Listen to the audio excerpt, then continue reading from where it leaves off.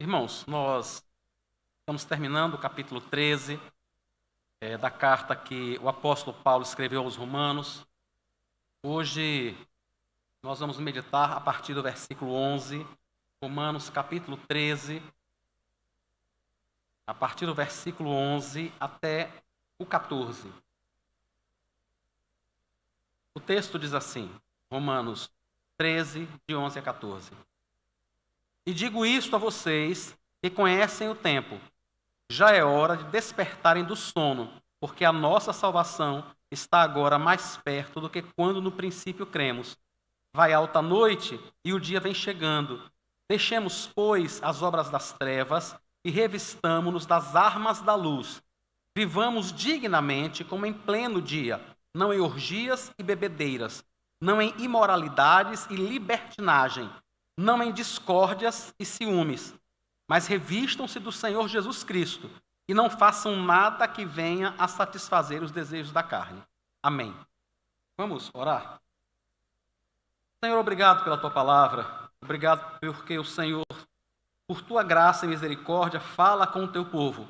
O único Deus, o Deus vivo e verdadeiro, o único Senhor de todas as coisas, reservou este momento para o culto, a adoração ao Senhor e para ouvirmos a Tua voz e sermos edificados pela Tua palavra.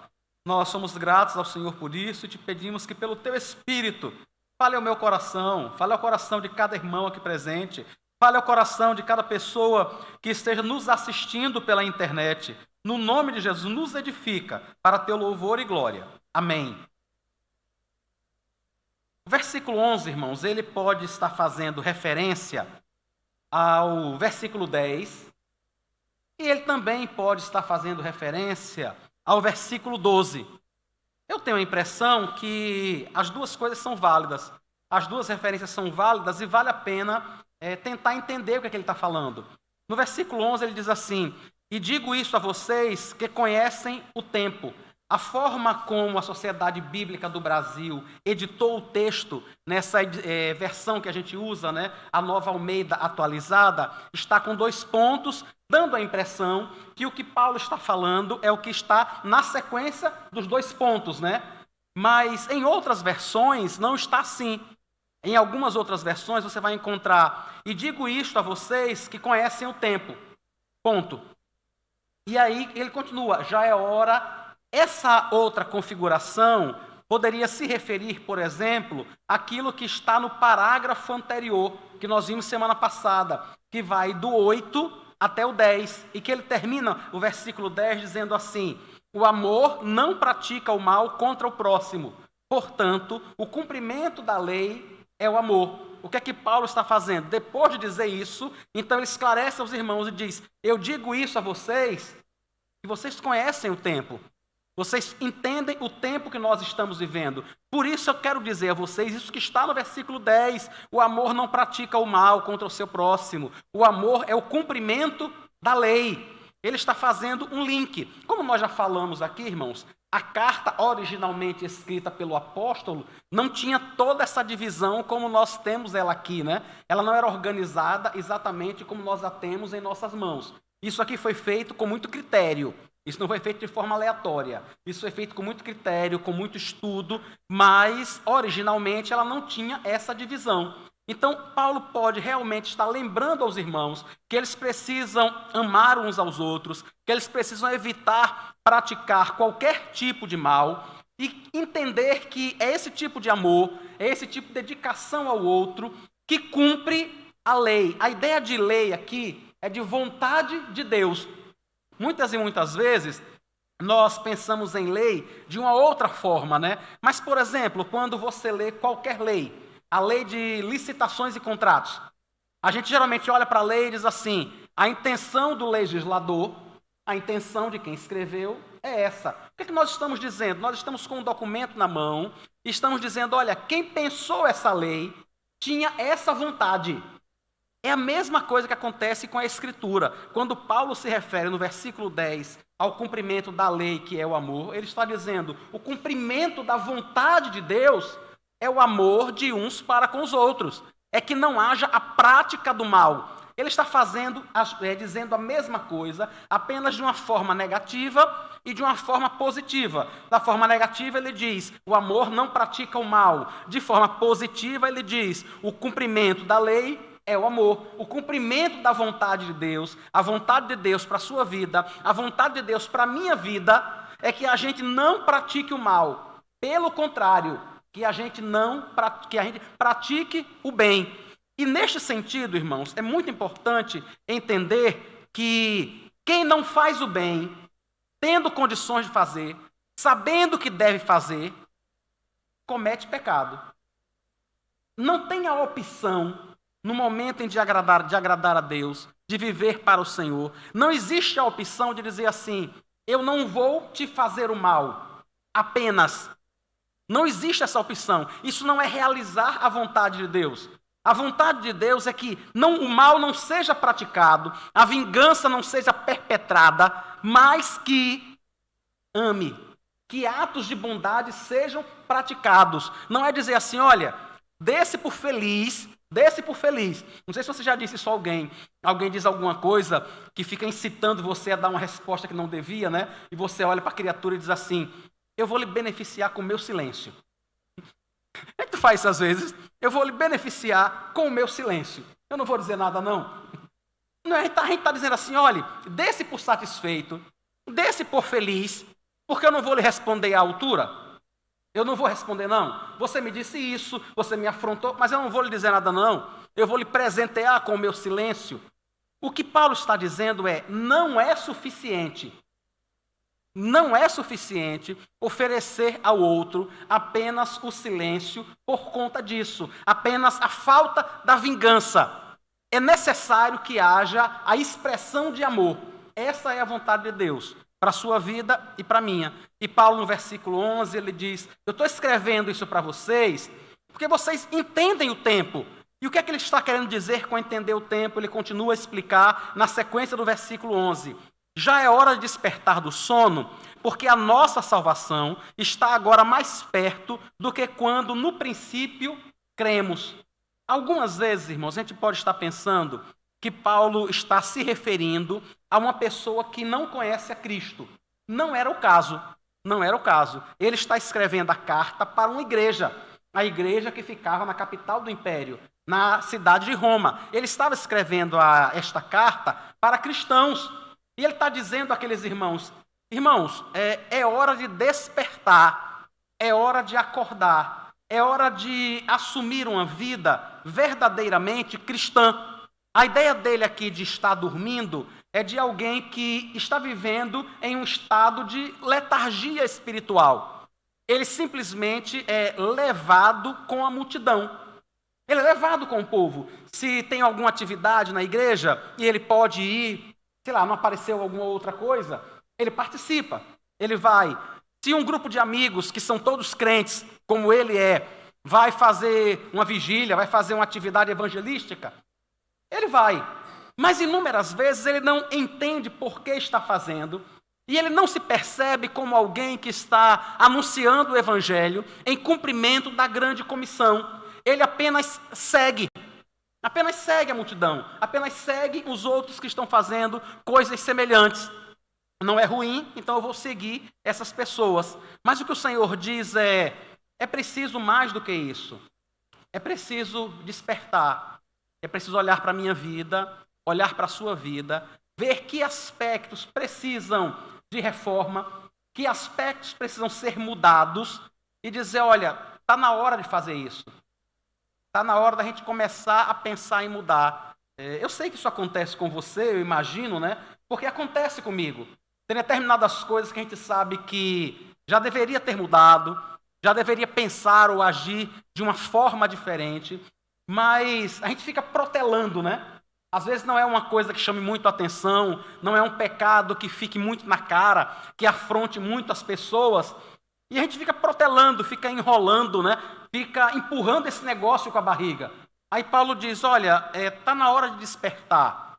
A salvação de vocês está agora mais próxima do que quando vocês creram. E salvação que ele está dizendo aqui, ele está falando da completude dessa salvação. Eu e você somos salvos. Nós cremos em Cristo. Nós tivemos todos os nossos pecados perdoados. Apesar disso, todo culto, todo dia do Senhor, a gente para um momento e pede perdão a Deus. Nós não fazemos isso, irmãos. Por quê? Porque nós somos perdoados, mas nós pecamos ainda. Nós ainda pecamos e nós confessamos a Deus as nossas culpas, rogando que Ele tenha misericórdia de nós e que mude o nosso coração e se compadeça da nossa insubordinação, né? Do nosso pecado, da nossa rebeldia. Ou seja, nós estamos salvos, mas não completamente. Ainda há coisas em nós, ainda há aspectos da nossa vida, ainda há sentimentos, ainda há vontades, ainda há paixões que não foram completamente saradas, que não foram completamente mudadas, né? Apesar da gente cantar que a gente gostaria de estar no Santo dos Santos, né? Aonde a fumaça nos esconde e só o Senhor é visto. Quantas e quantas vezes nós queremos ser vistos também? Quantas e quantas vezes nós queremos que aquilo que a gente fez, de algum modo, seja reconhecido? Irmãos, acho que isso faz parte de ser humano mesmo. Nós somos assim. Ainda não está completo. Nós não somos perfeitos. Nós estamos caminhando para. O Espírito Santo está dia após dia fazendo isso na nossa vida, nos moldando, nos tratando, tirando aquilo que não glorifica o seu nome. Mas isso ainda não está completa. Paulo, essa obra não está completa ainda, né? Paulo está dizendo isso aqui, mas hoje está mais perto do que quando você creu. O que ele está dizendo é, com o passar do tempo, o Espírito Santo vai completando a obra em sua vida. É a mesma coisa que ele diz aos Filipenses, no capítulo 1 e no versículo 6. Ele diz que crê que Deus é poderoso para completar a obra que ele mesmo começou. Paulo está dizendo, esta obra está perto de ser terminada. Quando é que ela é terminada, irmãos? Quando o Senhor Jesus voltar dos céus, cercado de seus santos anjos, e arrebatar a sua igreja. Ou quando simplesmente esse músculo que a gente tem dentro do peito parar de bater. E pronto. E o nosso corpo simplesmente tombar, voltar ao pó de onde ele veio, e o nosso espírito voltar a Deus, que o deu. Neste momento, a obra estará concluída na sua vida e na minha. Enquanto nós estivermos no mundo, não há conclusão, irmãos. Não há. Ninguém pode dizer que atingiu o nível máximo de santificação, que não há nada a ajustar, que não há nada a consertar. Nenhum de nós poderia dizer isso, não em sã consciência, não sem mentir. Ninguém poderia dizer isso. Mas Paulo diz, está mais perto.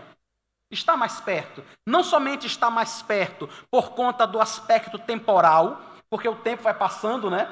A gente vai tendo mais idade e com a idade a gente vai ficando mais perto de deixar esse mundo e de encontrar o Senhor, mas também mais perto, porque com o passar do tempo, o Espírito Santo está mudando o nosso coração. É nesse sentido que ele diz, olha, está mais perto agora do que no princípio quando você creu.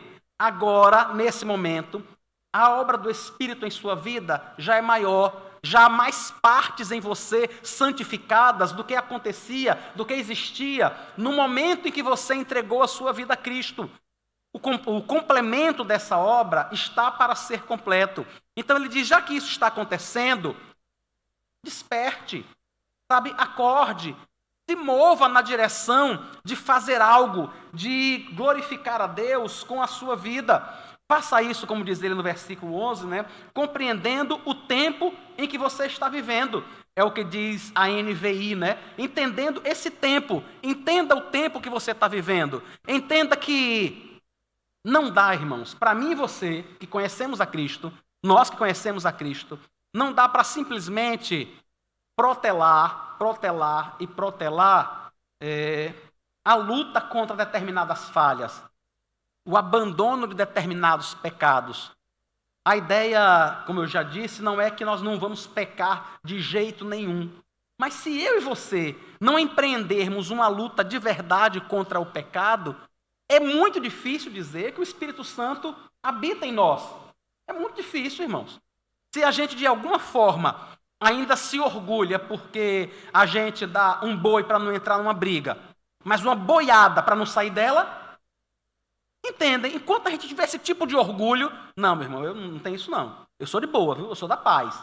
Eu dou um boi para não entrar numa briga. Mas depois que eu estiver lá, meu irmão, eu dou o rebanho inteiro para não sair. Entendem o quanto de carnalidade isso expressa? O quanto isso é contrário ao espírito de santificação que está em nós? O quanto isso é contrário à declaração de que nós estamos no caminho, de que nós estamos servindo e seguindo ao Senhor? Quando a gente olha para a nossa vida e percebe esse tipo de coisa, de que a gente está disposto a dar um boi para não entrar na briga e uma boiada para não sair dela, a gente fala isso com tristeza no coração. A gente fala isso pedindo a Deus que nos dê graça para que não seja assim. A gente fala isso orando e dizendo: Senhor, mude meu coração em nome de Jesus. O Senhor sabe a criatura belicosa, encrenqueira que eu sou. Tenha misericórdia.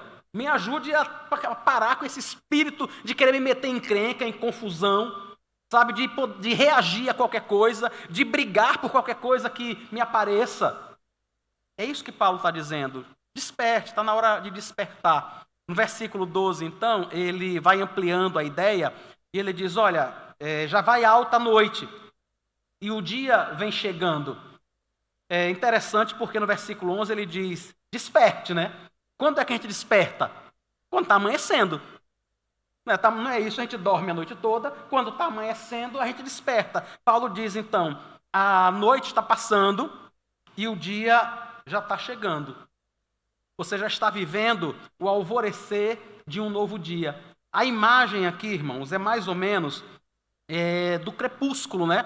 Do momento em que o sol está nascendo ou que o sol está se pondo e nós vemos aquelas cores muito bonitas, né? Aquela matiz de cores, aquela mistura de cores tão bonita no horizonte, né? Eu tinha um pesquisador lá na Embrapa, ao tempo que eu estive lá, e ele costumava pegar os meninos dele de manhã bem cedinho, antes do sol nascer, né? Isso um com 4 anos e o outro com 5. Ia levá-los para ver o nascer do sol. Lá perto do Mosqueiro, lá bem distante.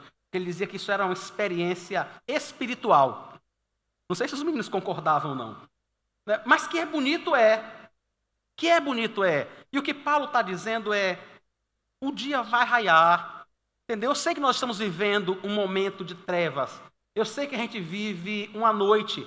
A vida, a experiência nesse mundo de pecado se compara muito a uma noite mesmo. Há muita dor, há muita tristeza, há muito problema, há muita luta. E se você duvida disso, amanhã ou em qualquer momento dessa semana que você tiver uma oportunidade, dê uma passeada pelo João Alves.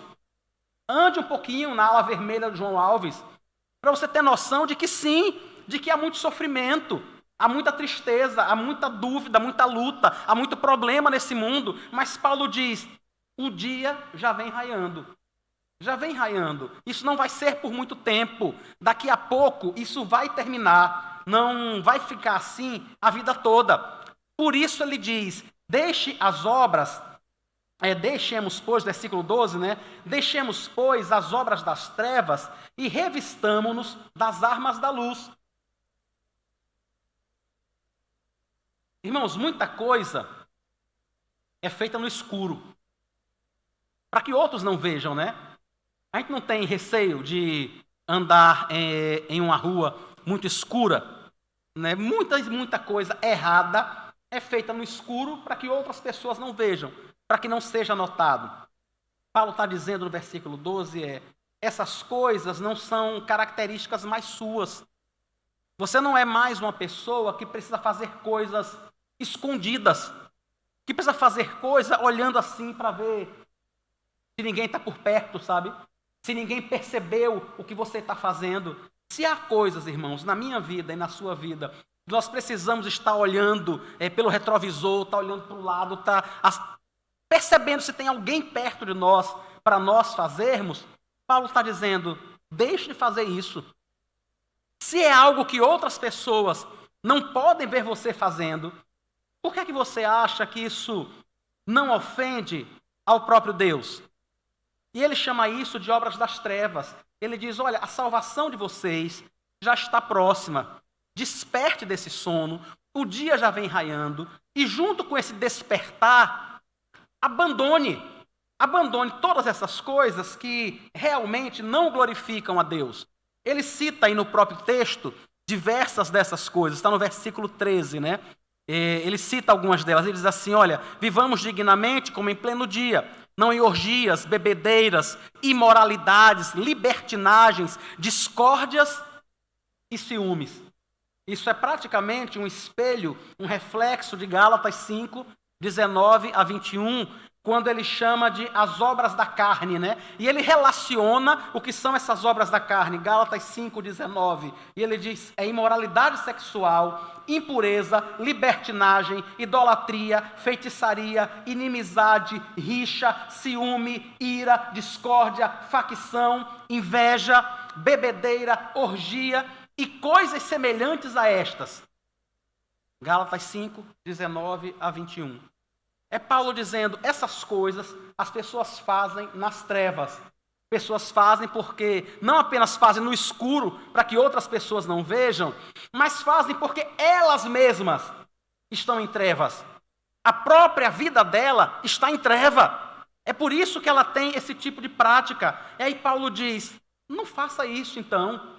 É interessante quando Paulo faz isso, irmãos, porque ele reconhece que apesar de sermos filhos da luz, apesar de sermos filhos de Deus, algumas coisas dessas, em algum sentido, ainda resistem em nós. Entende? Ele está escrevendo para uma igreja. Ele está escrevendo para crentes, para pessoas que conhecem a Cristo. E ele está dizendo, olha, abandone, deixe essas coisas. Deixe essas coisas que são obras das trevas. Deixe o ciúme, deixe a discórdia, deixe a ignorância, a imoralidade, a libertinagem, a bebedeira, deixe a orgia. E algumas vezes a gente pensa em orgia apenas em orgia sexual, né? Mas a palavra, o termo, significa alguma coisa que é feita em excesso.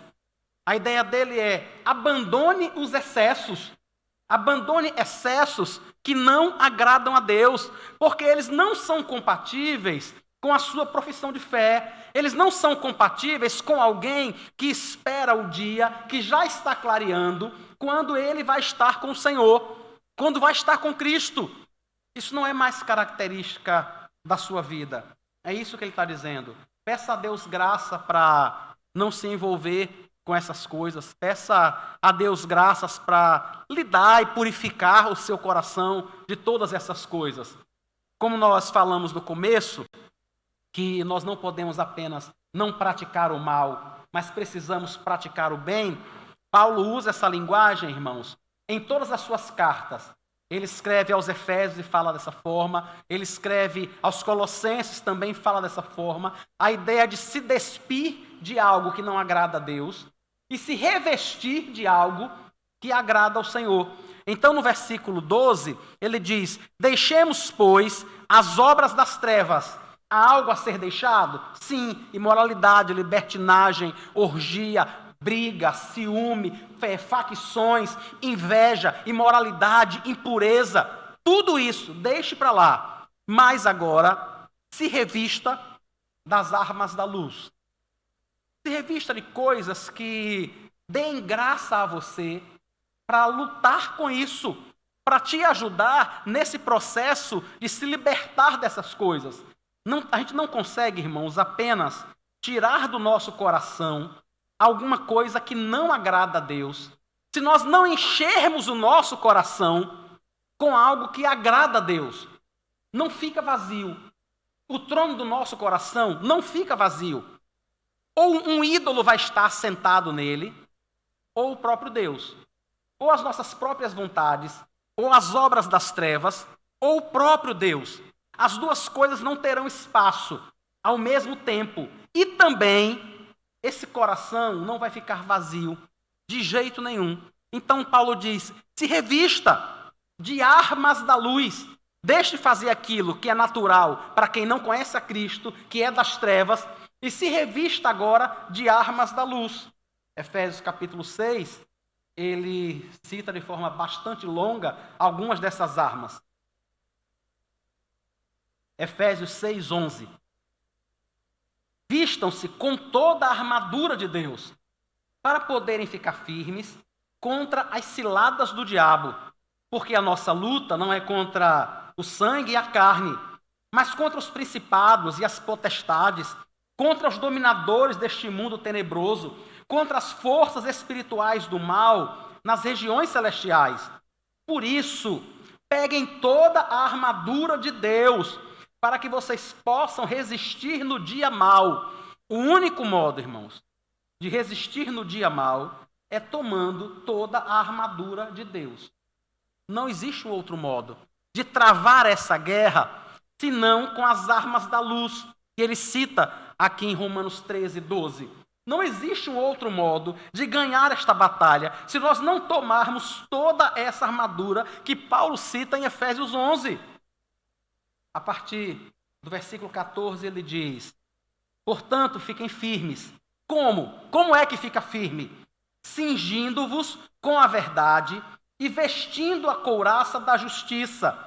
Tenham os pés calçados com a preparação do evangelho da paz, segurando sempre o escudo da fé, com o qual poderão apagar todos os dardos inflamados do inimigo.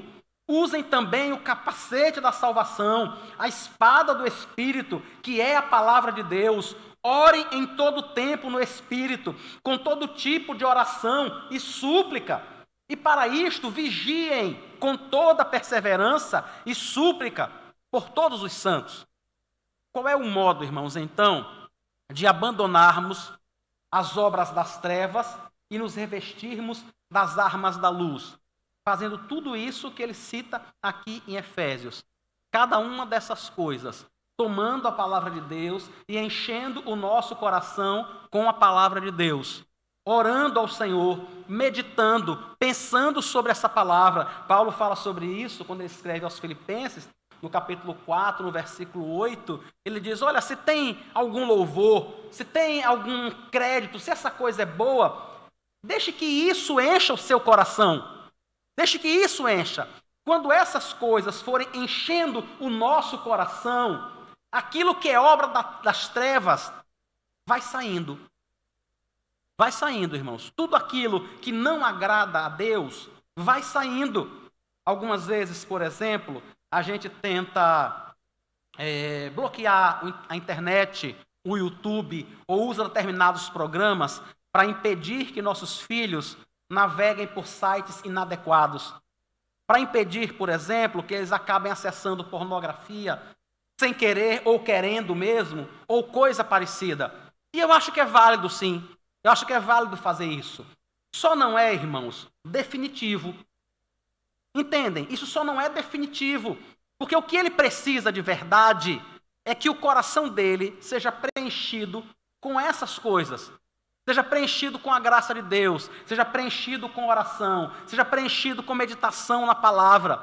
Na hora que o coração dele for preenchido com essas coisas, a pornografia vai embora. Nesse momento, talvez a gente não precise mais de 1 milhão de bloqueios no celular, na internet e em todos os outros lugares para que ele não acesse. Porque o bloqueio está no próprio coração. Entende como é que acontece? Não adianta apenas a gente disciplinar o nosso filho por algo que ele fez de errado e que talvez ele até pare de fazer com medo do castigo, com medo de apanhar, com medo da reprimenda ou coisa parecida. Mas que no coração dele ainda permanece dessa forma. Então, sim, nós precisamos disciplinar. Precisamos disciplinar. Mas, acima de tudo, precisamos ajudar os nossos filhos a tomarem todas essas armas da luz. Todas elas, irmãos. Precisamos ajudá-los a lutar contra essas coisas que estão no coração dele, às quais eu e você não temos acesso. Nós podemos até ter acesso ao celular dele. Nós podemos ter acesso à pesquisa dele do Google, ao seu histórico de pesquisa. Mas nós não temos acesso ao seu coração. Mas se nós o ajudarmos em todas essas coisas, ele vai ficar firme. Entende? Ele vai ficar firme. Essas coisas serão mudadas, o coração dele será transformado. O meu e o seu também. A gente olha para o nosso coração e percebe alguma dessas obras das trevas. Você olha hoje para o seu coração e percebe algum tipo desse tipo de sentimento. bebedeira, imoralidade, libertinagem, discórdia, ciúme, ira, maledicência. Você percebe alguma coisa dessa na sua vida? Sim, se policie. Se policie para não fazer, para não alimentar esse tipo de coisa. Mas não vai ser definitivo fazer isso. Vai ser necessário que o seu coração vá sendo mudado. Vai ser necessário abandonar essas coisas pela prática do bem. É tomando essas armas da luz que essas coisas que ainda são trevas vão deixando o nosso coração, irmãos. A gente só consegue travar essa luta desta forma. Não consegue fazer de outro modo. A gente não consegue, por mais que a gente tente. A gente pode fazer muita e muita coisa.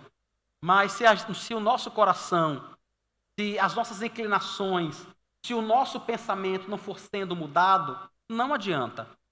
Nem com o nosso filho, nem com o nosso cônjuge e nem com a gente mesmo. Não muda. Não muda. O modo dessas obras das trevas serem mortas no nosso coração é nos revestirmos, é tomarmos as armas da luz e travarmos uma verdadeira batalha diante de Deus em oração. Versículo 14, então, Paulo conclui seu pensamento. Revistam-se do Senhor Jesus Cristo.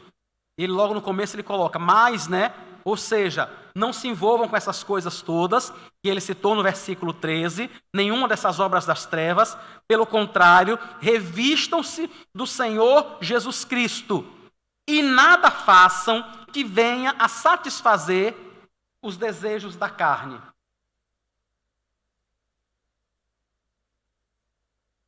Se revestir, irmãos, do Senhor Jesus Cristo é a mesma coisa que tomar as armas da luz, que ele cita no final do versículo 12. Revestir-nos das armas da luz. É a mesma coisa que ele está dizendo. Ele está dizendo, se vista da vida do próprio Cristo. Olhe como Cristo viveu. Olhe para o modo como ele viveu. E viva como ele viveu. Viva dessa forma. Se aproxime dele. Abandone aquilo que não agrada a Deus e comece a praticar aquilo que agrada. Paulo escreve aos Gálatas, capítulo 2, e fala exatamente sobre isso, irmãos. Gálatas 2:19. Porque eu, mediante a própria lei, morri para a lei, a fim de viver para Deus.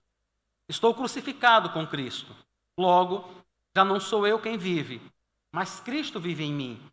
E esse viver que agora tenho na carne, vivo pela fé no Filho de Deus, que me amou e se entregou por mim. Entendem qual é o modo de lidar com essas coisas? É viver a vida de Cristo. Esse viver a vida de Cristo, como vocês perceberam aqui em Romanos 13 e aqui também em Gálatas 2, é algo que é produzido em nós pelo Espírito Santo. Eu e você já temos o Espírito Santo e o Espírito Santo está atuando, está operando em nossos corações. Mas eu e você, irmãos, temos uma participação nesse processo. Há algo que eu e você precisamos fazer, por isso perceba o modo, o tempo verbal que Paulo usa para dar essas explicações. Aí em Romanos 13, no meio do versículo 12, ele diz, deixemos as obras das trevas. O que ele está dizendo? Eu posso fazer isso. É algo que eu devo tomar atitude. Deixemos as obras das trevas. Revistamo-nos das armas da luz. Percebem o tempo verbal? Deixemos, revistamos no versículo 12. No versículo 13, vivamos. E no versículo 14, revistam-se do Senhor. Há um aspecto no qual eu e você participamos desse processo de santificação e que podemos e devemos mesmo, irmãos, estar empenhados nisso. Algumas vezes a gente sofre a tentação de dizer assim, no dia que eu não tiver mais vontade de fazer isso, eu estou orando a Deus. há muitas obras das trevas na minha vida, eu estou orando a Deus. No dia que eu não tiver mais vontade de praticar essas coisas, aí eu não vou fazer mais. Você percebe que esse dia talvez nunca exista? Para diversas coisas. Que vai haver, irmãos, muitos aspectos desses, com os quais talvez eu e você lutemos a vida toda. A vida toda. Talvez a gente passe a vida toda lutando com a ira, lutando com o ciúme. Talvez a gente passe a vida toda lutando com a cobiça, lutando com o desrespeito à autoridade. Entende que talvez a gente passe a vida toda lutando contra algumas dessas coisas e que talvez o nosso coração nunca se sinta completamente à vontade em não praticá-las. Mas nós somos convidados, é o Senhor quem fala através de Paulo, nós somos convidados a participarmos desse processo, a pedir ao Senhor, a orar e dizer: Senhor, em nome de Jesus, mude meu coração. Tire esse desejo, tire a raiva, tire o ciúme, tire a imoralidade, tire a libertinagem, tire a rebeldia do meu coração. E ao mesmo tempo que nós oramos, irmãos, nós precisamos envidar todos os esforços necessários, tudo que estiver ao nosso alcance para alcançar esse objetivo. Tudo que estiver ao nosso alcance, eu e você precisamos fazer. Há amigos, há pessoas que acabam nos atraindo, acabam sendo fonte de tentação para alguma coisa em nossa vida. Não dá para ficar perto dessa pessoa, irmão. Não dá. Se você tem uma língua desse tamanho e o seu melhor amigo tem uma língua desse tamanho, percebe que vai ser complicado. Percebe o quanto vai ser difícil para vocês dois lidarem com esse problema, lidarem com a situação, se um apenas ficar incentivando o outro. Há coisas que eu e você precisamos fazer. E aí o que a gente faz? A gente diz assim: não, mas deve ter um jeito de arrumar isso. Porque a gente não quer cortar na própria carne, né? A gente não quer dizer assim: eu não posso andar com fulano. Não posso andar porque quando eu me junto com fulano, a gente não faz coisas que agradam a Deus. Eu não posso. Talvez isso mude para mim, talvez isso mude para essa pessoa, mas nesse momento não dá. Eu estou lutando contra este pecado, eu estou lutando contra aquele outro. E esta pessoa é esta fonte de tentação.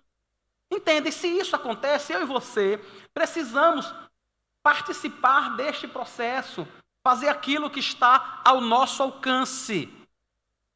A gente também pode, é claro, irmãos, confrontar o nosso amigo e confrontar a nós mesmos, né? Confrontarmos a nós mesmos e sentarmos com o outro e dizer: olha, você sabe que nós somos dois linguarudos dos infernos, né? Você sabe que a nossa língua é maior do que o corpo. A gente precisa pedir graça a Deus para lidar com isso. Eu preciso que você me ajude e eu lhe ajudo, para que nós possamos permanecer amigos, para que nós possamos continuar convivendo e para que nós possamos honrar ao Senhor com isso. Não tem jeito, irmão. Se eu e você valorizamos a comunhão com Deus, se eu e você realmente desejamos honrar a Cristo, nós precisamos nos cercar de tudo aquilo que nós pudermos para evitar esse tipo de prova, para evitar esse tipo de coisa que Paulo chama de obras das trevas. Há pessoas com as quais você se junta que ela só te chama para beber. Não dá. Irmãos, e o ideal seria, inclusive, você dizer isso a essa pessoa. Dizer: olha, para mim, beber é um problema. Talvez não seja para você. Talvez você não tenha dificuldade com isso. Talvez você consiga tomar um cálice de vinho. Mas eu só fico satisfeito depois de 3 garrafas de uísque.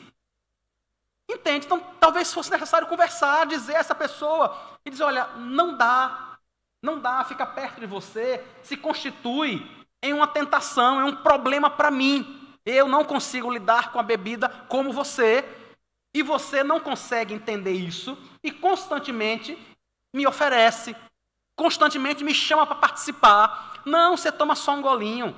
É só um golinho, rapaz. É só um pouco. Entende, irmãos, que talvez a gente devesse conversar com a pessoa e dizer: olha, não dá para fazer isso, porque Eu não vou ter o controle que você tem. Eu vou desagradar a Deus. Eu vou ofender a minha consciência. E eu não vou ficar bem com o Senhor por conta disso. Talvez, irmãos,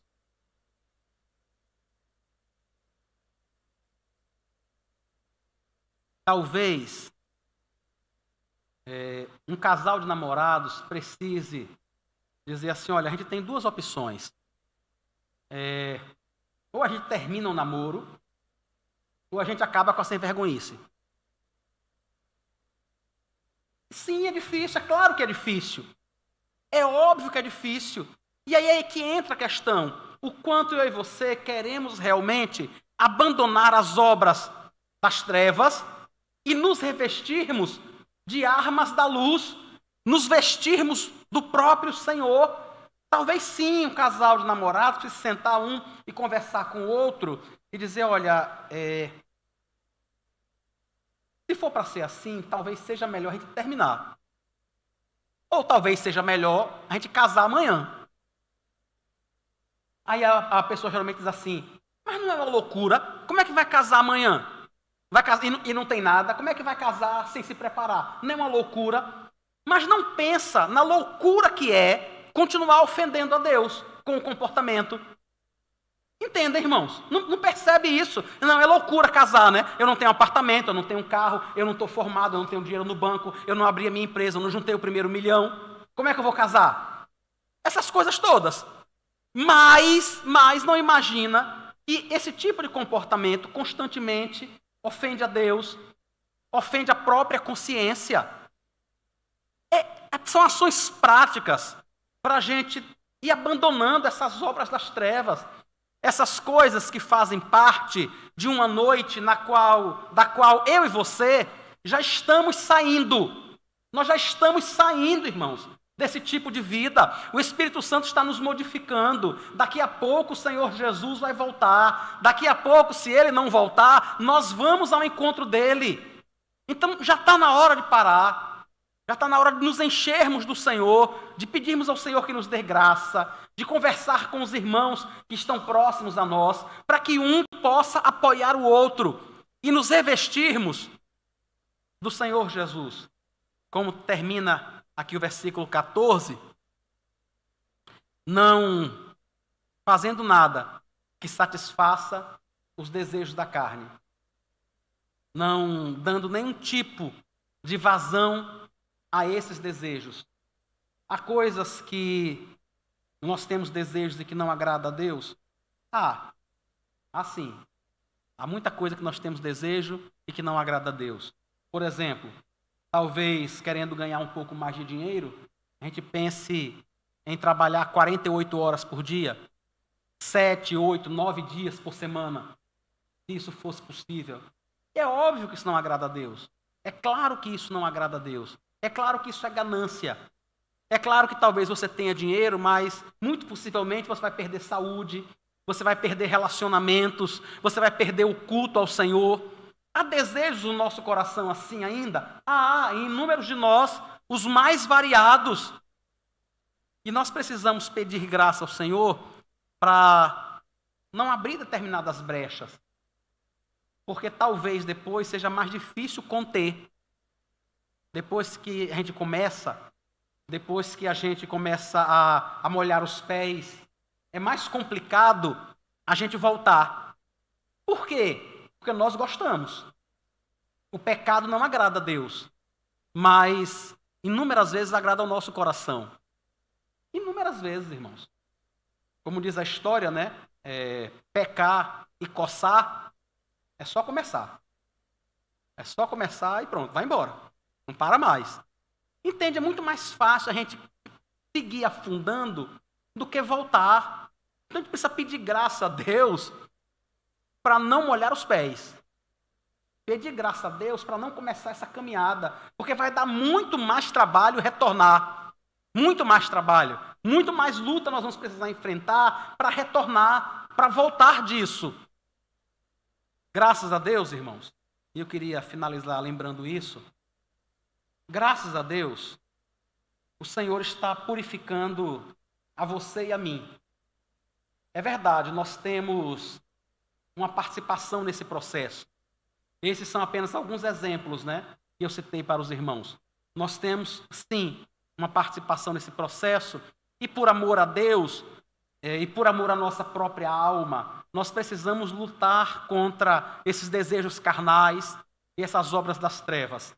Mas o que eu queria terminar dizendo a você é que, por fim, a vitória está garantida. Por fim, ela está garantida. Porque na cruz, irmãos, o Senhor Jesus tratou a nossa vida por completo. Por completo. Inclusive a dureza do nosso coração, inclusive a nossa incredulidade. Ele tratou o nosso coração por completo. A sua obra na cruz contempla tudo isso. Tudo. Então ele vai continuar a operar na minha vida e na sua vida. Isso vai acontecer, porque o Espírito Santo recebeu de Deus a incumbência de apresentar diante dele uma igreja pura, santa, sem nenhum tipo de mancha, sem nenhum tipo de erro, sem nenhum tipo de mácula. O Espírito Santo vai fazer isso. Ele vai completar, irmãos, essa obra na sua vida e na minha vida. Porque, acima de qualquer coisa, esta é a obra que ele veio realizar. E isso vai ser completo. Qual é a nossa participação? Nos entregarmos. Nos entregarmos diante do Senhor. Sabe, lutarmos para que o nosso coração não seja tão duro, né? Judas, versículo 24, diz assim, Judas, versículo 24, Judas só tem um capítulo, né? Ele diz assim: e ao Deus que é poderoso para evitar que vocês tropecem e que pode apresentá-los diante da sua glória com grande alegria, a este que é o único Deus, nosso Salvador, mediante Jesus Cristo, Senhor nosso, sejam a glória, a majestade, o poder e a autoridade antes de todas as eras, agora e por toda a eternidade. Amém. Irmãos, é Ele que é poderoso para nos apresentar diante da sua glória com muita alegria, sem nenhum tipo de mancha. O Espírito Santo está fazendo isso na sua vida e na minha vida. Está nos purificando, está nos tratando, está nos santificando e daqui a pouco vai nos apresentar ao Senhor. Então, você não está sozinho. Quando você luta com essas obras das trevas no seu coração, você não está sozinho, irmão. Não está. Você não está, por exemplo, tentando lutar contra a ira, tentando lutar contra a lascívia, tentando lutar contra a avareza, tentando lutar contra a ganância. Você não está tentando lutar e o Espírito Santo só aqui, de braço cruzado, esperando você vencer para te aceitar como um filho. Não acontece isso, irmãos. Quando você está lutando com estas coisas, a própria vontade de lutar é dada pelo Espírito Santo. Ele mesmo te capacita. Ele mesmo está ao seu lado. Quando você apresenta diante do Senhor e diz: Senhor, o Senhor sabe o que há de trevas no meu coração. E eu quero pedir ao Senhor que no nome de Jesus purifique. Você está pedindo que Ele realize a obra dEle. Você está pedindo que Ele faça aquilo para o que Ele foi enviado. E Ele vai fazer, irmãos. Ele vai fazer. Não se imagine em momento nenhum lutando contra essas coisas sozinho.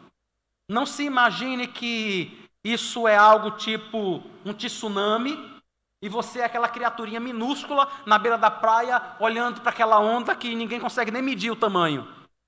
Não é. Não é, irmãos. Eu e você estamos nos braços do Senhor.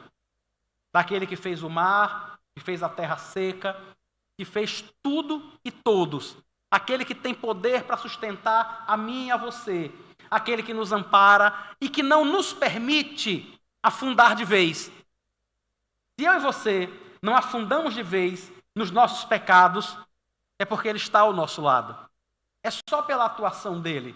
É só pela sua graça. Nem eu, nem você estamos sozinhos. Por isso nós podemos louvar e bendizer ao seu nome. Vamos orar ao Senhor, agradecer por sua palavra e cantar ao Senhor, irmãos. Senhor, muito obrigado. Obrigado pela tua palavra, que nos ensina e que nos instrui. Obrigado pelo teu Espírito, a terceira pessoa da Trindade, o Espírito Todo-Poderoso, que está neste mundo completando esta obra nas nossas vidas. Muito obrigado, Deus, por isso. Muito obrigado.